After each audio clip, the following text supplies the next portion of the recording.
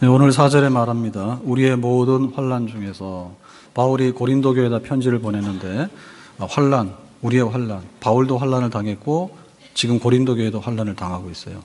그래서 여기서 말하는 환난은 뭐 안 믿는 사람 혹은 아주 악한 사람만 당하는 게 아니고 그냥 모든 사람들이 당하는 겁니다. 그 일반적인 세상의 사람도 환난이 많은데 믿는 자들에게도 환난이 있다. 그리고 교회도 환난이 있다. 심지어는 바울 같은 훌륭한 사도에게도 환난이 우리보다 훨씬 더 많았다. 그래서 바울은 자기가 환난 받은 얘기를 성경에 여러 군데 쓰고 있는데 그 중에 이제 이런 얘기를 합니다. 옥에 갇히는 것, 매 맞는 것. 그 유대인들이 매 맞을 때는 40대까지 맞거든요. 거의 사망이에요, 사망. 그래서 실수해서 더 때려서 사망되면 자기 책임이 있으니까 40에서 하나 가만 매 39대까지 때려요. 잘못 세면 넘어가니까. 그런 매를 5번, 태장을 3번, 돌로 1번 맞아서 거의 죽게 됐고, 배 타고 가다가 파선해서 일주야를 깊은 바다에서 표류한 적도 있고, 여행을 하면서 강의 위험, 여행하다 보면 이제 강을 건너야 되니까 지금처럼 뭐 다리가 다 있는 건 아니잖아요. 위험하고, 그 다음에 이제 강도의 위험이 있습니다. 산을 지나다 보면 끝없는 깊은 산골에 강도의 위험도 있고, 광야의 위험도 있고, 그리고 이제 여러 번 자지 못하고 잠을 못 자는 그런 것도 있고, 그 다음에 이제 목마르고 배고프고 춥고 헐벗고 이런 거. 그러니까 뭐 세상에서 고생스러운 거는 바울이 다 당했어요. 더군다나 이제 바울에게는 그 마음의 염려가 있었는데 그 마음의 염려가 뭐냐면 교회를 위한 염려예요. 고린도 교회가 굉장히 바울이 이제 세워가지고 튼튼한 교회거든요. 근데 어느 날 거짓 선생들이 와가지고 바울은 가짜 사도고 2등 가는 별볼이 없는 사람이다. 이렇게 해가지고 교회가 확 넘어져요. 그게 바울이 얼마나 안타깝습니까? 그런 거를 이제 마음의 고통이죠. 마음의 고통. 그리고 이제 선교를 어떻게 할까 앞으로. 어떻게 할까 이런 거. 그러니까는 뭐 세상에 없는 환란이 없는 거를 바울이 다 겪었다. 그리고 에베소에서 있었던 극적인 사건, 에베소에서 폭동이 일어납니다. 그래서 이제 바울을 잡아 죽이라 그러는데 사실은 바울은 죄가 없어요. 에베소는 이제 아시아의 수도고요. 그 아시아의 수도에 유명한 게 아데미 신전입니다. 그 아데미 신을 다이아나 신이라죠. 그 신을 섬기는데 거기에 이제 붙어 먹고 사는 사람이 많아요. 아데미 신의 형상을 만들어서 또 그 신전의 형상을 만들어서 파는 사람들이 있는데 이런 사람들이 이제 수입이 끊어지게 된 거예요. 바울 때문에. 막 예수 믿어서 복음 전하고 우상숭배 다 버리자 하니까 그래서 이 사람들이 이제 들고 일어나서 폭동을 일으키는데 바울이 이제 잡혀서 죽게 되는 위기 상황이 있었어요. 거기서 하나님께서 구해내시는 거죠. 그러니까는 자기가 겪고 있는 이 환란이 어느 정도인가라고 말할 때 마음의 사형 선고 받았다 했어요. 그러니까 사형 선고라고 하는 것은 뭐냐면 법정에서 너는 이러이러한 것 때문에 사형이다 하는 거죠. 선고죠. 그죠? 근데 이제 사형 집행하는 날은 따로 있잖아요. 즉결이다 그러면 그날로 선고받아서 집행이 되는 거고 그냥 뭐 1달 후에 집행할 수도 있고 뭐 그렇습니다. 그러니까 이제 죽는 것은 기정사실인데 다만 아직도 목숨이 이렇게 살아있는 상태. 그게 이제 바울이 겪었던 환란의 정도다 이렇게 말할 수 있겠어요. 자, 우리는 이 말씀을 보면서 우리는 지금 어떤 환란을 겪고 있는가? 우리가 겪고 있는 환란을 하나님이 모른다 하신다 하면 안 됩니다. 우리가 겪고 있는 환란을 하나님 모르는 게 아니에요. 그리고 우리가 겪고 있는 이 환란과 고생스러운 거에 관해서 이거는 부당하다든지 혹은 불청객처럼 찾아와서 귀찮은 거라든지 이렇게 생각해서는 안 된다. 당연히 환란을 받을 수 있다. 우리 같은 사람이 당연히 받지. 그런 마음을 가져야 된다. 그리고 이 환란이라고 하는 것이 그야말로 나는 죽은 거다라고 생각하면 안 된다는 얘기죠. 우리가 굉장히 어려운 자리에 들어가게 되면 사형 선고 받았다예요. 그렇지만 아직 사형 집행은 안 됐거든요. 그러니까 낙심한다든지 혹은 이런 거는 너무 기분 나쁘다든지 혹은 너무나 나한테 부당한 거라든지 이렇게 해서 면제받으려고 하는 생각이나 이런 나약한 생각하게 되면 이 환란에서 넘어지고 환란에서 벗어날 수 없는 거예요. 춘천에 가면은 작가, 소설가 김유정 그 기념관이 있는데요. 29살에 여자랍니다. 29살에. 그래서 이제 그 폐병, 뭐 폐결핵 이런 게 있었다 하는데, 죽기 열흘 전에 그 남긴 친구에게 보낸 편지가 있어요. 얼마나 고통스러웠는가. 죽기 전에 열흘 전에 남긴 편지인데 이렇게 돼 있습니다. 실제 친구는 안회남인데 거기는 이제 필승이라고 불러요. 필승아, 나는 날로 몸이 꺼진다. 이제는 자리에서 일어나기조차 자유롭지 못하다. 밤에는 불면증으로 괴로운 시간을 원망하며 누워있다. 그리고 맹렬이다. 열이 많이 나는 거예요. 아무리 생각하여도 딱한 일이다. 이러다가는 안 되겠다. 달리 도리를 차리지 않으면 이 몸을 다시 일으키기 어렵겠다. 필승아, 나는 참말로 일어나고 싶다. 지금 나는 병마와 최후의 단판이다. 흥패가 이 고비에 달려있음을 내가 잘 안다. 나에게는 돈이 시급히 필요하다. 그 돈이 없는 것이다. 이제 치료하는 약값이 없어서 그런 거예요. 필승아, 내가 돈 100원을 만들어 볼 작정이다. 동물을 사랑하는 마음으로 네가 좀 조력하여 주기 바란다. 또다시 탐정소설을 번역해 보고 싶다. 이제 소설 번역하면 돈 좀 받으니까 그걸로 이제 약값벌러 가는 겁니다. 그 외에는 다른 길이 없는 것이다. 내가 보던 중 대중화되고 흥미있는 걸로 2억 원 보내주기 바란다. 그러면 내가 50일 이내로 번역하여 너의 손으로 가게 하여 주마. 하거든 내가 극력 주선하여 돈으로 바꿔서 보내다오. 이제 해가지고 이제 돈 좀 마련해서 자기 보내달라는 얘기죠. 필승아, 물론 이것이 무리임을 잘 안다. 무리를 하면 병을 더 친다. 그러나 그 병을 위하여 무리를 하지 않으면 안 되는 나의 몸이다. 돈이 생기면 우선 닭 30마리, 30마리예요. 30마리를 구워 먹겠다. 그리고 땅꾼을 들여 살모사 구렁이 10마리를 먹어보겠다. 그래야 내가 살아날 것이다. 아마 그 당시에는 이게 아주 난치병이잖아요. 그러니까는 달리 방법이 없으니까 그 어떻게든 살아보겠다는 뜻으로 이렇게 한 것 같아요. 돈, 슬픈 일이다. 필승아, 나는 지금 막다른 골목에 맞닥뜨렸다. 나로 하여금 너의 팔에 의지하여 광명을 찾게 하여 다오. 나는 가끔 울며 누워있다. 모두가 답답한 사정이다. 반가운 소식 전해다오. 기다리마. 그러고 나서 열흘 만에 죽었어요. 그러니까는 우리에게 있는 환란이 뭐냐라고 할 때 병 혹은 경제적인 돈에 대한 궁핍함 혹은 뭐 억울한 일을 당하는 거 뭐 혹은 뭐 상상할 수 있는 뭐 감옥에 가는 일, 잡혀가서 매 맞는 일, 또 누명을 뒤집어 써가지고 완전히 막 다 털리는 일, 온갖 일들이 우리에게 많다 이죠. 그런 일에 대해서 우리가 어떻게 생각해야 되냐 할 때 예수님도 환란을 당했고 바울도 환란을 당했고 교회도 환란을 당했고 우리 앞에 있는 믿음의 선조들도 하나같이 환란의 길을 걸어갔다. 그러니까 여기에서 우리가 주저앉거나 혹은 이런 일은 부당한 일이라고 괜히 투정을 부리거나 나약한 마음 가져서는 늘 환란에 지고 말 것이다.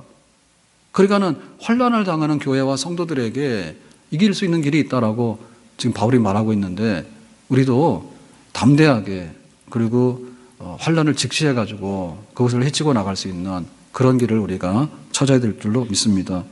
왜 나만 겪는 고난이냐고 원망하지 마세요.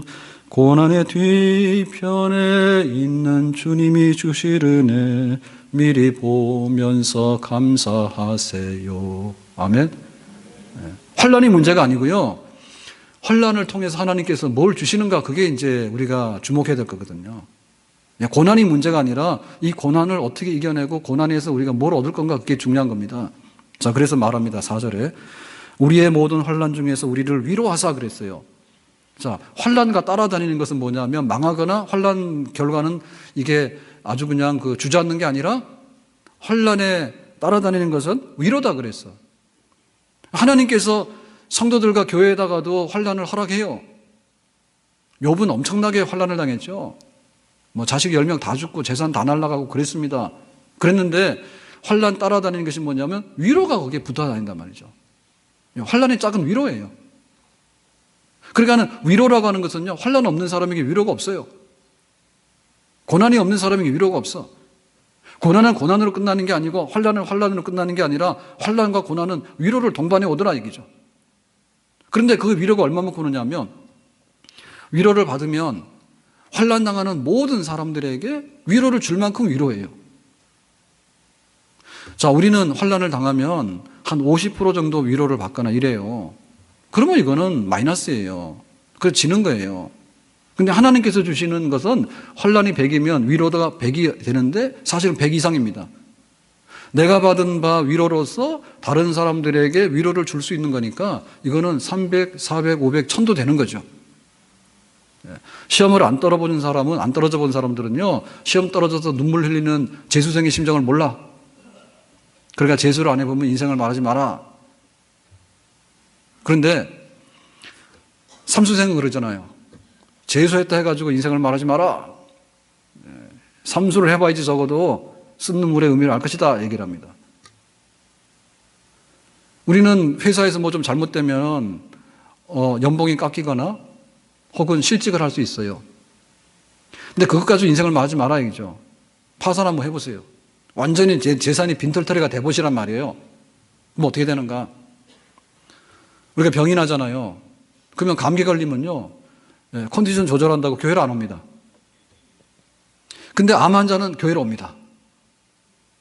오늘 2부 예배 끝나고도 우리 교회 집사님 한 분이 이번 목요일 날 세브란스에서 대장암 수술을 받게 돼 있어. 그래서 예배 참석하고 기도해 줬어. 교회 안 오신 분들은 감기 걸려서 안 오는 거야.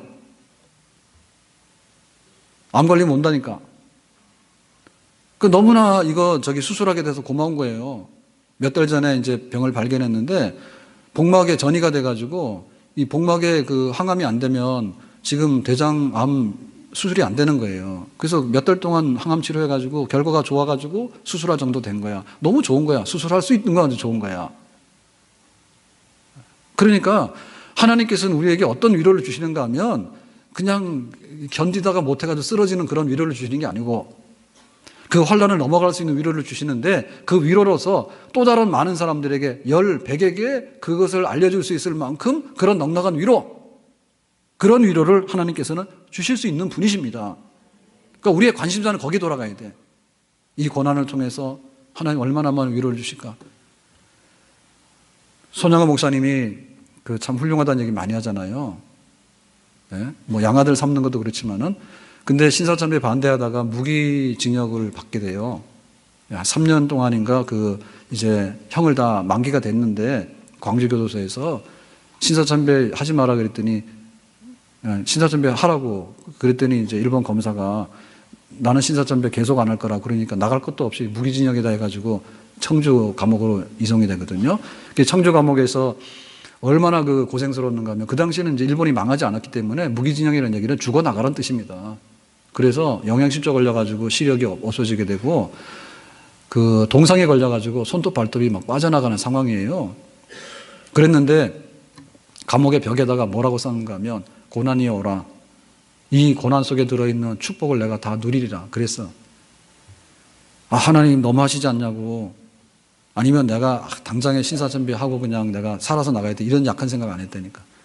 이 고난을 내가 이길 수 있고 이 고난은 나에게 해가 되는 게 아니라 나에게 얼마나 큰 축복이 들어있는지 모르겠다. 예? 그런 마음을 가지고 거기서 견뎌냈다니까. 그리고 실제로 그런 은혜가 있었으니까 견딘 거예요. 예? 눈이 실명되고 손톱 발톱 다 빠져나가고 일본 망한다는 소식도 없고 어떻게 견딥니까?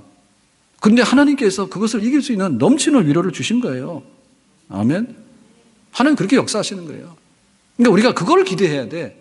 하나님 이거 너무 심한 거 아닙니까? 너무 어려운 거 아닙니까? 그거를 바라보지 말고 하나님께서 어떻게 우리를 위로하시고 어떻게 축복을 부어주시는 사건이 될 것인가를 관심 가지라 얘기죠.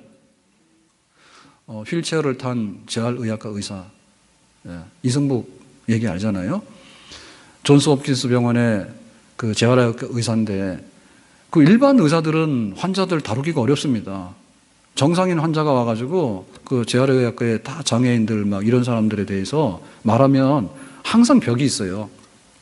근데 자기가 본인이 이제 사지마비가 돼가지고 이제 의사가 돼서 휠체어를 타고 다니니까 그냥 환자들에게는 교과서예요. 희망의 교과서예요. 연필도 못 잡았거든요. 그랬는데 이제 의사가 됐습니다. 그러고는 휠체어를 타고 진료를 하니까 그 증인이잖아요, 증인. 하나님께서 그렇게 쓰시는 경우가 얼마나 많은지 몰라. 베토벤이 정말 감동적인 그런 명곡들을 남겼는데 청각을 잃었다면서요. 그러니까 우리가 명곡을 못 남기는 건 뭐냐면 귀가 살아있어서 그래. 그냥 듣는 거가 상실되면은 아주 그 작곡가 될 수 있어. 우리 찬송 중에 보면은 파니 제이 크로스비 작시로 된 찬송이 굉장히 많아요. 가서 보시면. 근데 그 찬송가의 가사잖아요. 찬송가 가사를 시를 남겼는데 어려서 의사가 잘못해가지고 실명했다고. 그러니까는 시력을 잃은 동시에 영감을 많이 얻은 거야. 우리는 눈 떠서 그걸 못 보는 거야. 눈 떠서. 눈 떠서 못 보는 거야. 그 화가 제주도 가다 보면 서귀포에 그 이중섭 거처라 해가지고 이렇게 만들어 놓은 거 있잖아요. 그거 보면 굉장히 관광 상품처럼 여기 와서 굉장히 이렇게 화가가 멋있는 제주도 풍경을 보면서 그렸겠다 이런 생각이 드는데 그런 거 아닙니다. 그런 거 아닌데 그 이중섭 같은 경우에도 1956년에 이제 정신 이상 영양실조로 사망을 해요.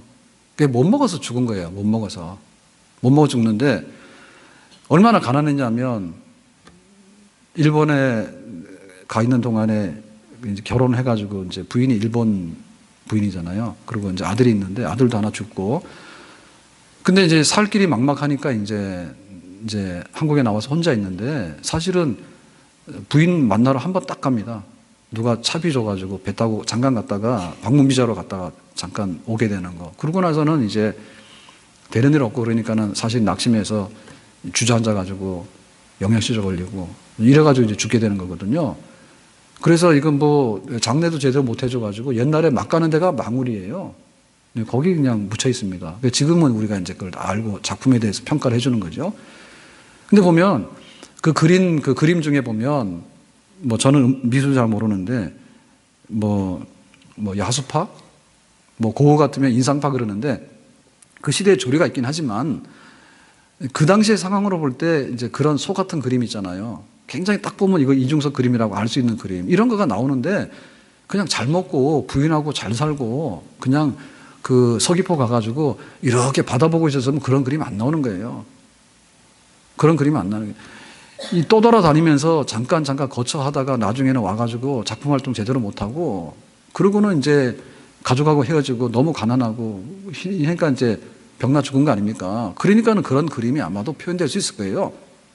그러니까 우리의 관심사는 뭐냐면 어려운 게 문제가 아니고 하나님께서 우리에게 주시는 위로를 우리가 받느냐 못 받느냐 여기 문제가 있다 이게요. 하나님의 위로가 있느냐 하나님의 축복이 우리에게 있느냐 여기에 관심사를 둬라 얘기입니다. 아멘. 그러면 어떻게 우리가 하나님의 위로와 축복의 자리로 옮겨갈 수 있겠는가? 자, 오늘 말씀에 9절에 이렇게 기록합니다. 성경 9절에 우리는 우리 자신이 사형 선고를 받은 줄 알았으니 그러니까 이제 환난과 고난이 사형 집행은 안 됐는데 선고는 받은 거예요. 이제 틀림없이 너는 죽는다고요. 다만 시간상 아직 그게 도래하지 않은 거죠. 그러니까 이제 시한부 인생입니다. 시한부 인생입니다. 이제 낙엽 마지막 매달려 있는 낙엽이에요. 이는 우리로 자기를 의지하지 말고 그러니까 우리가 이 환난과 고난에서 벗어날 수 있는 길은 자기를 의지하지 말고 나 자신을 의지하지 말고 이 말 속에는 다른 사람도 의지하지 말고 그리고 다른 주변의 환경이나 여건에 대해서도 의지하고 기도하지 말고 죽은 자를 다시 살리시는 하나님만 의지해라. 이게 이제 하나님께서 우리에게 주시는 위로의 공식이에요. 우리는 위로한다 그러면 제일 그 쉽게 오는 위로가 뭐냐면 말로 하는 위로예요. 아프니 빨리 나았으면 좋겠어. 배고프니 잘 먹고 힘내. 외롭니? 그러면 좋은 사람 사귀어서 그냥 친구해. 말로 하는 거예요. 근데 이게 제일 싸구려 위로거든요. 근데 폭동이 일어나서 죽게 되는 사건이라든지 혹은 바울이 배를 타고 갔는데 뒤집어져가지고 파손해가지고 바다에서 일주일씩 표류하고 이런 사건으로는 말로는 위로가 안 돼요. 그건 사형 선고가 아니에요. 그러니까 하나님께서 우리에게 주시는 위로는 우리 사람들이 말로 해서 립 서비스 해가지고 할 수 있는 그런 위로 이상 그게 필요하고요. 하나님 그걸 주신다는 얘기예요. 위로의 근원이 어디 있느냐는 얘기예요. 위로의 근원이. 그 다음에 우리는 다른 사람들을 통해서 받는 위로가 있어요. 친구가 야, 힘들어? 야, 오늘 밥 살게 나와. 이래가지고 위로하잖아요. 예?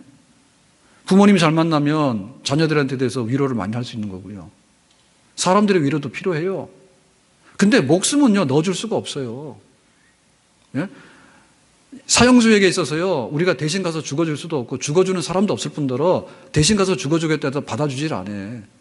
너는 너고 나는 나예요. 그러니까는 사람들로 인해서 오는 위로도 한계가 있는 거예요.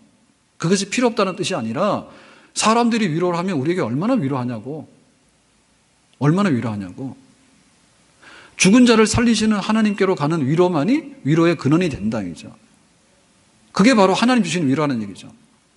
그러니까 우리는 사실은 환란의 홍수 속에 살고 있는데 위로가 갈급해요. 근데 우리가 자꾸 받는 위로는 말로 하거나 아니면 분위기 좀 바꾸거나 아니면 다른 사람들이 와가지고 하루 이틀은 도와주는 위로가 되는데 그 이상은 안 되기 때문에 하나님이 주시는 근원적인 위로로 돌아가야 되는 것입니다. 우리 성도들에게 있어서는요, 죽은 자를 살리시는 하나님께로 돌아가서 하나님을 의지하는 것이 우리의 위로의 공식이 되어야 되는 거예요. 그런데 믿는 사람들이 안 믿는 사람 입을 바라보고 있고, 믿는 사람들이 안 믿는 친구 뭔가 기대하고 있고, 믿는 사람들이 세상에 돌아가는 분위기나 환경을 이렇게 엿보고 있고, 그거 해서는 안 된다는 얘기죠. 모자란다는 얘기죠. 우리 교회 마찬가지입니다. 교회가 위로의 전당이에요. 환난받는 성도들이 모여서 여기서 이제 피신하는 것이고 또 하나님께서 그것을 회복해가지고 위로해서 내보내는 것이 교회인데, 교회에서 바라보는 그 위로가 말로 끝나는 위로거나 혹은 사람들이 와가지고 집사님 힘내, 그것 가지고서 끝나는 위로가 아니란 얘기죠. 여기는 하나님의 집입니다. 우리는 하나님의 백성입니다. 하나님께서 우리를 위로하십니다. 하나님이 죽은 자를 살려내서 위로하시고 그 위로로서 죽은 사람들을 살려내도록 우리를 보내시는 그런 위로의 전당이 바로 교회가 되겠습니다. 그러니까 이 위로의 근원을 놓치고 우리가 그냥 형식적인 위로나 정말 우리에게 위로가 안 되는 그 위로를 붙들고 거기서 발버둥 치지 말았으면 좋겠다는 얘기죠. 그러면 하나님께서 죽은 자를 살리신 하나님께서 우리를 세워가지고 위로하시는 것은 우리에게 어떻게 임하는가? 이게 뭔가 하면 기도입니다, 기도. 우리가 하나님을 정말로 신뢰를 하게 돼서 죽은 자를 살리신 하나님이다라고 믿게 되면은 하나님께 도움을 요청하는 기도를 하게 돼 있어요. 그러니까는 기도는 하나님으로부터, 위로는 하나님으로부터 오는데 하나님을 의지하는 그 위로는 기도를 통과해서 오는 거예요. 그러니까 기도는 곧 위로예요. 기도의 자리가 있으면 위로의 자리가 있는 것이에요. 기도가 있으면 하나님 의지하는 거예요. 기도가 있으면 하나님께서 우리에게 위로를 주시는 거예요. 아멘? 기도의 분량이 우리의 위로의 분량입니다. 아멘?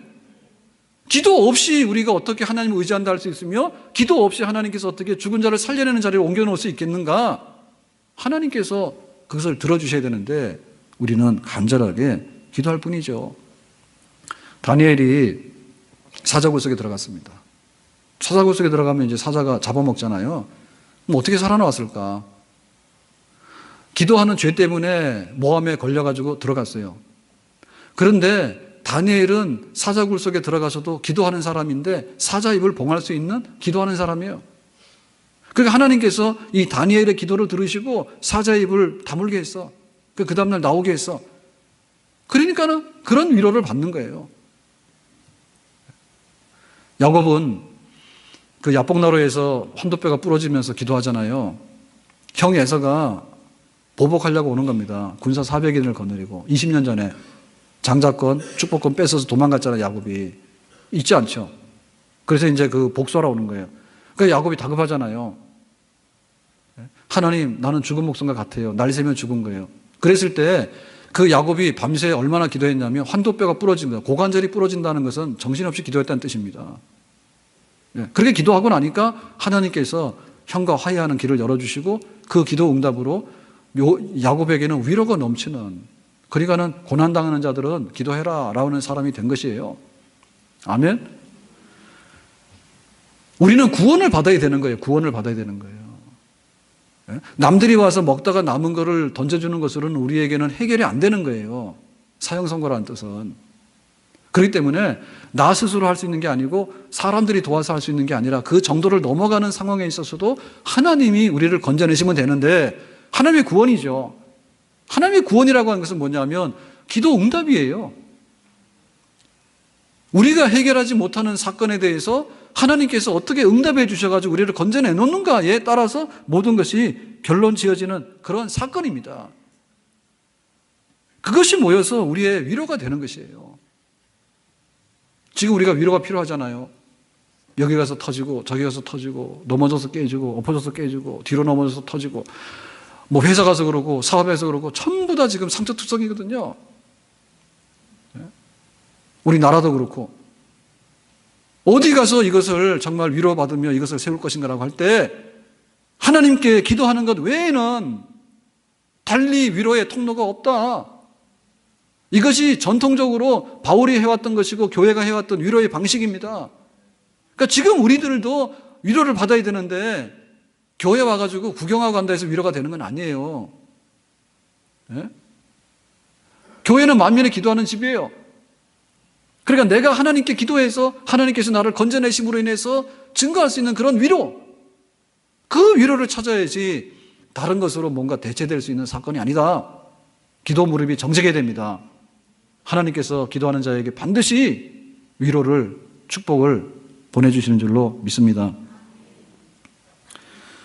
그리고 우리가 이것을 또 하나님께 전폭으로 맡기면서 하나님 건져내시는 이런 믿음 갖는 것은 뭐냐면 말씀이에요. 하나님 눈이 안 보이셔요. 그러니까 하나님을 보려고 하면 안 돼. 그러니까는 간사하고 교활한 사람들이 뭐냐면 그림 그리거든요. 그리고 형상 만들어가지고 속이 시원하잖아요. 그러니까 마리아상 만들어 놓고 가서 막 빌고 그림 그려놓고 저게 하나님이라고 그러는데 하나님이 아닙니다. 그러니까 그런 거 하면 안 됩니다. 그럼 하나님께서 우리에게 어떻게 나타나시는가? 하나님이 어떻게 손을 내미시는가? 말씀이에요. 하나님은 하나님을 나타내는 방법이 말씀이에요. 천둥번개 쳐가지고 우리가 잘 못 알아먹어요. 말씀이에요. 우리에게는 인지 능력이 있거든요. 그리고 하나님이 어떤 분인가를 우리가 영적으로 깨달아 알 수 있는 그런 능력이 있기 때문에 말씀만 주시면 우리가 알 수 있는 거예요. 하나님의 손을 붙들고 나올 수 있는 거예요. 근데 그 말씀 뭐냐면 먹는 말씀이에요. 먹는 말씀. 종이를 먹으라는 뜻은 아닙니다. 염소도 아니고. 그거 하나님 말씀은 묵상하라는 뜻이에요. 밥을 먹으면 힘이 생겨요. 잘못 먹으면 배탈이 나요. 근데 아주 그 나쁜 식품을 먹게 되면 건강에 해로워요. 그러니까는 좋은 양식을 어떻게 우리가 일정하게 섭취하는가가 우리 건강의 지표예요. 그러니까 하나님 말씀이 우리 속에 들어와야 된단 말이에요. 하나님 말씀 매일 먹어야 되는 거예요. 하나님께서 어떻게 하시느냐? 강 가운데, 물 가운데, 불 가운데 지날지라도 내가 함께 하겠다 했어요. 그것이 끝이에요. 그런데 믿음의 사람들은 그 말씀을 붙들고 수천, 수만의 사람들이 강이나 물이나 불을 통과해서 지나갔습니다. 이 약속의 말씀을 붙들고 하나님께서 강과 물과 불 가운데 지날 때 우리에게 더 나타내 줄 수 있는 방법이 없어요. 내가 홍해바다를 건넜지 않느냐, 이스라엘 백성들이. 여호수아 백성들이 요단강을 건넜지 않느냐, 다니엘의 친구들이 풀무불소에 들어갔다가 살아나오지 않았느냐.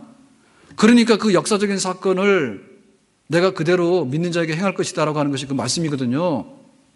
그러니까 우리가 강 가운데, 물 가운데, 불 가운데 지날 때 하나님이 어디 있냐라고 이렇게 두리번 하고 다니면 안 돼요. 하나님이 말씀하신 그 말씀을 내가 읽고 그 다음에 내가 입으로 시인하고 그리고 내 마음속에 받아들여가지고 그 하나님이 지금 나와 함께 하신다고 하는 그런 신뢰를 말씀을 붙들고 보낼 때 그게 바로 묵상하는 말씀이죠. 살아있는 말씀이죠. 하나님께서는 하나님의 손을 붙드는데 그 말씀을 통해서 붙들도록 우리에게 그 말씀에 대한 믿음을 주시는 줄로 믿습니다. 내가 너를 지명하여 불렀나니 너는 내 것이라 했어요. 너는 내 것이라 했어요. 소유한다는 얘기, 책임진다는 얘기죠. 하나님께서 소유하고 책임진다고 선언하신 것 이상으로 더 할 것이 없죠. 그러니까 그 말씀으로서 우리가 일어났던 거예요. 하나님을 붙들고. 날마다 말씀 펴야 됩니다. 그 날마다 말씀을 묵상해야 됩니다. 그리고 날마다 말씀을 암송해야 됩니다. 그리고 그 말씀이 내 속에서 들어있도록 해야 됩니다. 환란이 들어오면 안 되는 거예요. 환란이 들어왔는데 주저앉자. 환란이 들어왔는데 이게 언제 가지? 원망. 이런 거 안 된다 얘기예요. 하나님 말씀이 우리 속에 계속해서 역사해가지고 하나님 말씀이 집을 지어야 돼. 하나님 말씀으로서 우리가 손을 계속 붙드는 거예요. 하나님 손을. 그걸 붙들고 일어나는 거예요. 말씀에 풍성한 사람이 위로가 풍성한 줄로 믿습니다. 말씀에 풍성한 사람이 하나님의 손을 붙들고 사망의 자리에서 생명의 자리로 옮겨지게 되는 줄로 믿습니다. 건지셨고, 바울은 죽을 고비를 많이 넘겼거든요. 건지셨고, 지금도 하나님이 나를 건지시고 있고, 앞으로 어떤 일이 있더라도 나를 건지실 것이다.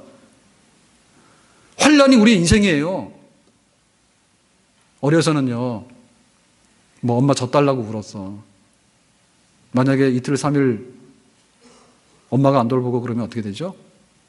자기 몰라서 그렇지 우리는 사망의 골짜기를 많이 지났습니다. 다행히 우리 부모님들이 챙겨줘가지고 지나온 거예요. 이제 뭐 유치원 되고 초등학교 되잖아요. 그러면 골목에 나가가지고 얻어맞은 적이 있을 거예요. 기억 안 나시죠? 코피 안 나서. 강한 놈, 센 놈한테 얻어맞아가지고 환란을 당했어.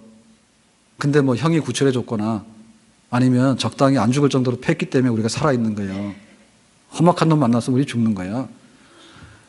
우리 인생의 한 걸음 한 걸음이 다 세상에서 환란이에요. 광야 같은 세상에서는 환란이에요. 파도 치는 세상에서 파도가 치는 거예요. 바다예요. 거친 바다예요. 얼마나 경쟁이 심했냐 말입니다. 학교 가면 성적표 내가지고 그러지. 직장 가면은 뭐 또 직무 성과 가지고 그러지. 집에 가면 또 부인이 그러지. 아내가 그러지. 뭐 세상에 마음 편한 데가 어디 있어요? 군대 가면 또 막 고대고 훈련도 그런데 또 내무반 들어가면 막 그 위에 있는 선임이 또 그러지. 그럼 얼마나 겪어왔냐고. IMF 때도 겪었죠. 지금도 뭐 대통령 나가라 해가지고 지금 막 탄핵 발의해가지고 지금 기다리고 있는 상황이잖아요. 그러니까 이 세상에는 환란 떼면 아무것도 없다니까 흔적이. 환란과 고생이 넘친단 말이에요. 그것이 우리 일상생활이요. 그런데 하나님께서 우리에게 주시는 위로도 넘치는 것이 이 세상의 생활이에요. 우리가 때때로 위로받잖아요. 작은 사건에는 작은 위로가 필요하지만은 생사간에 갈라놓는 사건에서는 죽은 자를 살리시는 그런 위로가 필요한 겁니다. 그래서 우리가 살아있는 겁니다. 하나님의 그 위로 역사 속에서. 그러니까는 과거에도 그런 고비를 지나왔지만은 앞으로도 우리가 어떤 일을 만나더라도 하나님의 위로가 넘칠 것을 믿고 그냥 말로 하는 위로나 그냥 사람들이 와서 하루 정도의 위로가 아니라 그야말로 죽은 자를 살려내시는 근원적인 하나님의 위로 속에 우리의 미래에 가는 길이 달려있는 줄로 믿습니다. 아멘. 우리가 한 해를 결말하는 그런 결산하는 때 우리가 살고 있는데 정말 우리에게 위로가 필요해요. 근데 우리는 정말 당당하게 성경에서 말하는 위로가 뭔지에 대해서 우리가 관심을 가지고요. 그 위로받도록 힘써야 되겠습니다. 아멘? 제가 몇 번 얘기했지만은 전주 막걸리 골목 가면 험한 꼴 당한다고 가지 마시라 했잖아요. 다큐상일 보고 가가지고. 그러니까 이 세상에서는요, 이렇게 세팅으로 환경이 설정돼가지고 그걸 찍어다가 모든 사람들에게 주는 그런 위로 같은 게 굉장히 많아요. 예? 대표적인 영화죠. 영화 보면서 막 눈물 흘리고 뭐 7번 방의 기적 막 그랬잖아요. 굉장히 뭐 좋은 거예요. 위로를 많이 주고. 예? 그 국제시장인가요? 영화도 보면 옛날에 막 피난민들 그 나오는 그거부터 시작해가지고 뭐 월남 파병 그다음에 막 서독의 파견 뭐 해가지고 우리 현대사를 살아왔던 그런 고난스러운 얘기들을 하면서 우리가 보면 위로 많이 받고 굉장히 그랬잖아요. 그런 게 필요합니다. 그런데 그 설정되어진 그런 뭐 TV 나와가지고 뭐 연예인들이 뭐 한마디 뭐 나 옛날에 마약 먹었는데 뭐 내 지금 안 해 그러면 또 사람들이 많이 힐링이 된다며. 그런 게 필요하긴 한데 그러니까 우리는 지금 진짜 하나님의 위로에 대해서 우리가 갈급해야 되는 거예요. 네? 진짜 하나님의 위로에 대해 뭐 영화 한 편 보면서 10,000원을 얻을 수 있는 그런 위로나 공감 이거 아니라 TV 앞에서 드라마 보면서 눈물 흘리는 게 아니라 눈물 흘려봐야 눈물 그치고 나면 또 똑같다니까. 사형 선고 내린 것은요, 사형 집행이 안 된 것이 다 똑같은 상황이에요. 그러니까 우리에게 있어서 진정한 위로는 살아계신 하나님만이 우리를 살리시는, 그 살리시는 손으로 인해서 받는 위로만이 우리에게 진정한 위로가 되는 줄로 믿습니다. 여기에 우리에게 있어서요, 좀 부흥이 일어났으면 좋겠어. 왜 누구를 탓하는가? 하나님이 나를 세우시고 살리시면 다른 사람들이 위로 못하더라도 하나님의 위로로 넉넉한 것입니다. 아멘? 직장에 가서 위로받는데 누굴 보고 위로를 받겠냐고요? 나가라 그러면 나가면 되죠. 그렇다고 사표 쓰지 마세요. 예? 집에서 나가면 되지. 집 나가지 마세요. 설령 우리가 그런 일을 당했다 하더라도 마지막에 이 사형 집행을 하는 것은요, 하나님의 손에 달린 거예요. 생사, 화, 복이 하나님의 손에 달려있다고 우리가 그렇게 고백하지 않습니까? 그러니까 말씀 붙들고 기도하는 무릎으로 하나님께 나가서 하나님의 처분을 기다리는데, 하나님은 반드시 살려내시고 다시 한번 일으켜주시고, 의인은 7번 넘어지더라도 8번째 세우시는 그런 하나님. 왜냐하면 이 위로라고 하는 것은 결과인데요, 그 위로가 나오게 되는 배경은 하나님의 자비하심이에요. 하나님은 죄인을 불쌍히 여겨요. 배고픈 사람을 보고 하나님이 그냥 웃으면서 지나가지 않아요. 시험 떨어져가지고 죽겠다고 막 그렇게 울고 있는데 그거 별거 아니라고 그렇게 지나가시는 분이 아니에요. 하나님 자비하셔요. 특별히 사랑을 하는데 그 사랑 중에서 죄인에 대한 사랑이 탁월하신 게 하나님이에요. 그리고 죄로 인해서 응당받아야 되는 대가가 있는데 그거를 감해 주시는 게 자비예요. 그게 자비예요. 그러니까는 하나님의 성품을 생각하는데 그 하나님의 자비하심이 가장 잘 드러나는 게 예수님의 십자가의 사건입니다. 죄 없는 하나님의 아들 예수님께서 죄 있는 우리들에게, 우리가 죄값으로 인해서 처형당해야 되는 그런 사형틀에 예수님께서 대신 매달리심으로 인해 가지고 하나님의 사랑의 극치, 하나님의 자비하심의 극치가 드러났잖아요. 그러니까 우리가 그 하나님 의지하는 것이고 그 하나님께 나가서 기도하는 것이에요. 여기에 이 세상에 근본적인 위로가 솟아나게 되는 근원이 있는 줄로 믿습니다. 교회가 위로의 전당이에요. 하나님 믿으면서 내가 위로 못 받는다면 어디 가서 위로를 받습니까? 어디 가서. 교회를 섬기면서 위로를 못 받는다면 우리가 어디 가서 위로를 받습니까? 그 가짜 위로거나 싸구려 위로거나 그게 50%도 안 되는 위로거든요. 근데 하나님께서 주신 위로는 또 다른 환난 당하는 자와 고생하는 자들에게, 고난받는 자들에게 넘치게 위로를 줄 수 있을 만큼의 100배, 200배 되는 그런 위로를 우리에게 주시는데 그 하나님을 우리가 지금 섬기고 있습니다. 아멘? 그 때문에 우리가 마음을 다시 열고요, 우리의 생각을 달리해야 돼요. 아무리 우리 것들이 잘못돼 가고 있다 하더라도 사형 선고를 받은 것이 사형 집행당한 건 아니에요. 하나님께서 이 선고를 무효화시켜가지고 집행을 면하게 되면 우리는 산자의 자리에 올라오게 되는 줄로 믿습니다. 그 하나님 바라보면서 내가 위로 어떻게 받아야 될 것인가, 그리고 이 위로받은 것으로 인해서 어떻게 내가 하나님 섬기며 살아가야 될 것인가, 새로운 용기, 새로운 희망 다 얻을 수 있기를 예수님의 이름으로 축복합니다. 기도합니다. 환난 중에 있는, 고난 중에 있는 교회와 성도를 위로하시는 하나님 아버지, 오늘 우리에게 그 위로가 정말로 필요합니다. 그리고 그 위로가 넘쳐나서 또 다른 많은 사람들에게 위로를 주고도 남을 수 있는 그런 위로의 통로가 되기를 원합니다. 우리를 그 위로의 증인으로 삼으시기를 원합니다. 예수님의 이름으로 기도합나이다. 아멘.